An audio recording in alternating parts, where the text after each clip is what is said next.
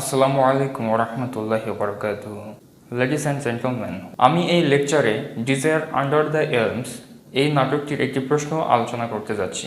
প্রশ্নটি হচ্ছে, consider desire under the elms as a psychological tragedy. তো এই ট্র্যাজেডির এই প্রশ্ন থেকে যদি আমরা আলোচনা করি, প্রথমে আমাদেরকে একটি ইন্ট্রোডাকশন দিতে হবে। তো আমি এই লেকচারে এই প্রশ্ন ডেভেলপ করতে কোন কোন পয়েন্ট দরকার সেই পয়েন্টগুলো আমি এখানে আলোচনা করব। তো এই প্রশ্নে ইন্ট্রোডাকশন দিতে গেলে অবশ্যই রাইটারের লাইফ ডিউরেশন এবং এই প্লেটা কখন পাবলিশ করা হয় বা প্রিমিয়ার করা হয় সেই ডেটটা এখানে দিতে হবে। তারপর সাইকোলজিক্যাল ট্র্যাজেডি সম্পর্কে দু একটি সেন্টেন্স এবং এই নাটকটি থেকে কিছু সেন্টেন্স নিয়ে আমরা এটা ডেভেলপ করতে পারি। আমি মূলত আলোচনা করব যে এই প্রশ্নটাকে কোন কোন পয়েন্ট আকারে আমরা ডেভেলপ করব। তো ইন্ট্রোডাকশন কনক্লুশন এটা ফিক্সড, এটা দিতে হবে নিজের মতো করে, এখানে নিজের মেধাকে খাটিয়ে উল্লেখ করতে হবে। আর বাকিটা আমি এখানে উল্লেখ করে দিচ্ছি যেটা লিখতে সহায়তা করবে।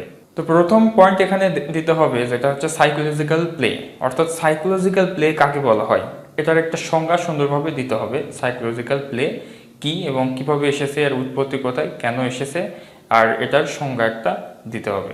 সংজ্ঞা দেওয়ার পর এরপর আমরা চলে আসব মেইন পয়েন্টগুলোতে।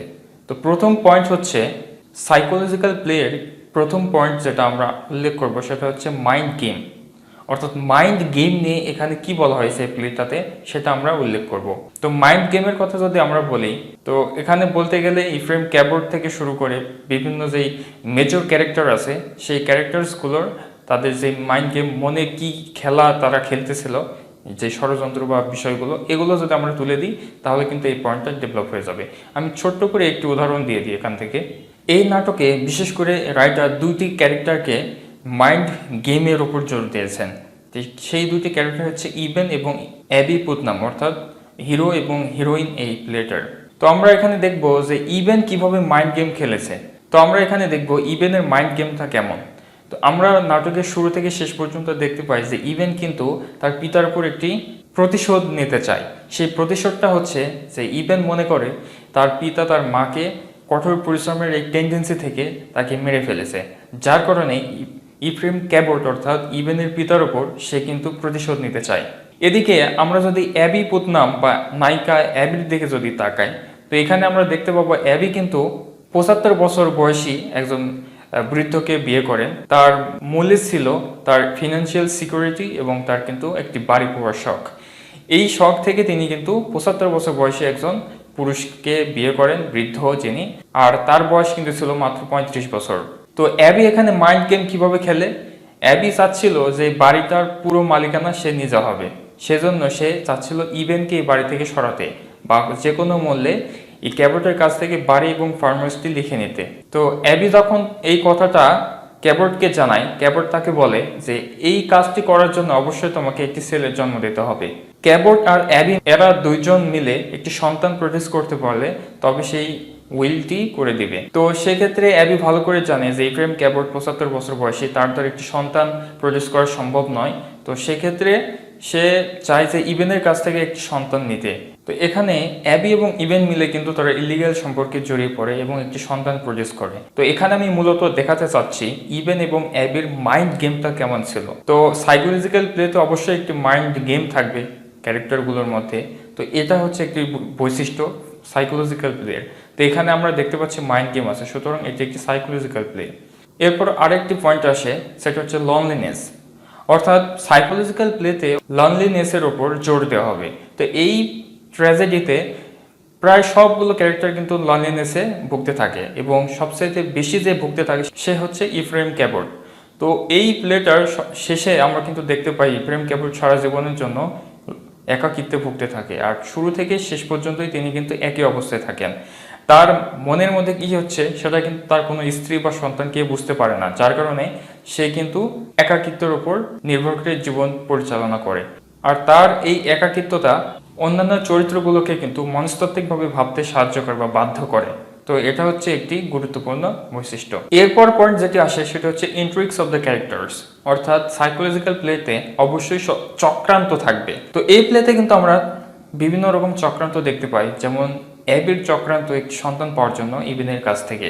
অ্যাবি এটা জানে যে ইবেন সবসময় তার পিতার উপর প্রতিশোধ নিতে কিন্তু উৎসুক হয়ে থাকে, তো এই প্রতিশোধের যে টেন্ডেন্সি, এটাকে কাজে লাগিয়ে অ্যাবি কিন্তু তার সাথে যৌন আকাঙ্ক্ষা পূরণ করে এবং একটি সন্তান জন্ম দেয়।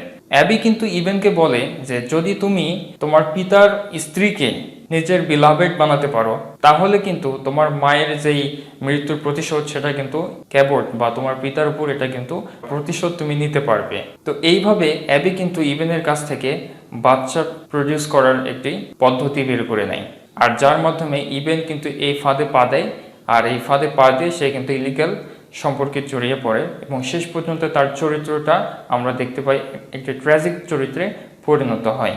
এরপরে যে পয়েন্টটা আসে সেটা হচ্ছে স্ট্যাবর্ন রিলেশনশিপ, অর্থাৎ অদম্য যে তাদের ভালোবাসা বা তাদের সম্পর্ক, সেটা কিন্তু এখানে দেখাতে হবে। তো এই পয়েন্টে কিভাবে ডিসকাস করতে হবে সেটা বলে দিই।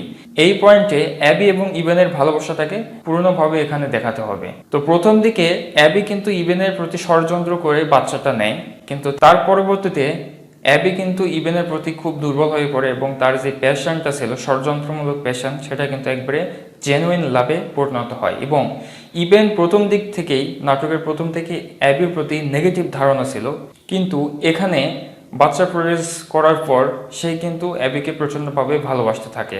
বাচ্চা হওয়ার পর যখন সেখানে ড্যান্স পার্টি হচ্ছিল, সেখানে কিন্তু ক্যাবট ইভেনকে বলে যে তুমি এখন বিয়ে করে নাও এবং এই ফার্ম ছেড়ে চলে যাও। তো সে তখন বুঝতে পারে যে অ্যাবি তার থেকে যে সন্তানের ব্যবস্থা করেছিল সেটা ছিল পুরোটাই ষড়যন্ত্রমূলক, যার কারণে ইভেন কিন্তু অ্যাবিকে হুমকি দেয় যে তাকে ছেড়ে চলে যাবে ক্যালিফোর্নিয়াতে। কিন্তু অ্যাবি সেটা হতে দেয় না, কারণ অ্যাবি তাকে তখন পুরোপুরিভাবে ভালোবাসে। সেজন্য তার ভালোবাসা প্রমাণ করতে তাদের যে সন্তান প্রডিউস করেছে তারা, সেই সন্তানটিকে কিন্তু অ্যাবি মেরে ফেলে।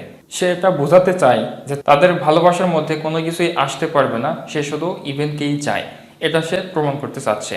এছাড়াও কিন্তু আমরা এখানে আরও অনেক কয়েকটা রিলেশনশিপ পেয়ে থাকি, যেমন এখানে যে স্থানীয় পতিতা যে ছিল প্রস্টিটিউট মিনি, এই মিনির সাথে কিন্তু ইভেন, পিটার, সিমিয়ন এবং তাদের পিতা ইফ্রেম ক্যাবট সবার সম্পর্ক ছিল এবং সবাই তারা বিছানায় ঘুমিয়েছে তার সাথে।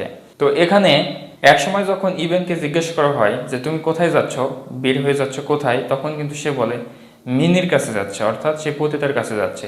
সেই ক্ষেত্রে তার আরেক ভাই বলে যে ডগ উইল ইট ডগ, অর্থাৎ একটি কুকুর আরেকটি কুকুরকে খাবে। এখানে সে কিন্তু বোঝাতে চাচ্ছে যে তার পিতা এবং ইভেনের মধ্যে কোনো পার্থক্য নেই, সুতরাং তারা দুজন তাদের এই টেন্ডেন্সি থেকেই তারা একে অপরকে ধ্বংস করে ফেলবে। এখানে কিন্তু আমরা আরেকটা ইলিগাল সম্পর্কের তথ্য পেয়ে গেলাম। এরপর আরেকটি পয়েন্ট যেটা আমরা উল্লেখ করতে পারি সেটা হচ্ছে ড্রামাটিক আয়রনি। সাইকোলজিক্যাল প্লেতে ড্রামাটিক আয়রনি এটা থাকতে হবে, এটা মাস্ট। আর ড্রামাটিক আয়রনি না থাকলে সাইকোলজিক্যাল প্লে পূর্ণ হয় না। তো ড্রামাটিক আয়রনিটা কি? ড্রামাটিক আয়রনি হচ্ছে ড্রামা বা অন্য কোনো সাহিত্যকর্ম যখন দেখানো হয় মঞ্চে বা অন্য কোথাও, তো সেখানে এমন কিছু ঘটনা ঘটে যেই ঘটনা কিন্তু অডিয়েন্সরা সব জানতে পারে, কিন্তু যে অ্যাক্টর থাকে মঞ্চে সে এটা বুঝতে পারে না। মূলত এটাকেই বলা হয় ড্রামাটিক আয়রনি। তো এখানে ড্রামাটিক আয়রনি হচ্ছে ইভেন যখন অ্যাবির সাথে রাতের বেলাতে সম্পর্ক করে, অর্থাৎ ইলিগাল সম্পর্ক, সেক্সুয়াল ডিজায়ার যেটা পূরণ করে, তো তারপর ইভেন সকালবেলা কিন্তু ক্যাবটকে বলে যে এখন আমার মা কিন্তু কবরে শান্তিমতো ঘুমাচ্ছে, সে কবরে ফিরে গেছে, তোমার ওপর প্রতিশোধ সে নিয়ে নিয়েছে। তো এটা শুনে ক্যাবট মনে করে যে ইভেনের মাথা হয়তো খারাপ হয়ে গেছে, সকালে ঘুম থেকে উঠে এগুলো কি বলে। তাই ক্যাবট কিন্তু এখানে বুঝতে পারে না যে ইভেন রাতের বেলা অ্যাবির সাথে কি করেছে। এটা কিন্তু অডিয়েন্স জানতে পারে যে অ্যাবির সাথে ইভেন রাতের বেলা কার্নাল ডিজায়ার পূরণ করেছে। তো এটা অডিয়েন্স জানতে পারলো, কিন্তু জানতে পারলো না ক্যাবট। তো এটাকে বলা হয় ড্রামাটিক আয়রনি। এটা ছোট একটি উদাহরণ দিলাম। তো এই নাটকটিতে কিন্তু আরও ড্রামাটিক আয়রনি পাওয়া যায়।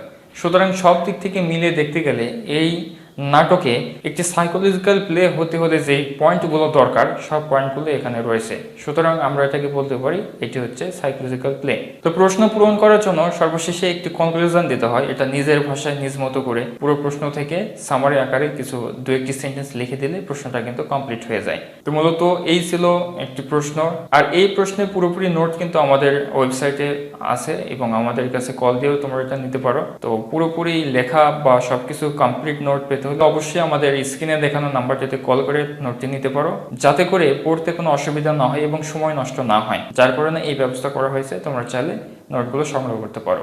পরবর্তীতে অন্য কোনো প্রশ্ন নিয়ে আসবো। সে পর্যন্ত ভালো থাকবে, সুস্থ থাকবে। আল্লাহ হাফেজ।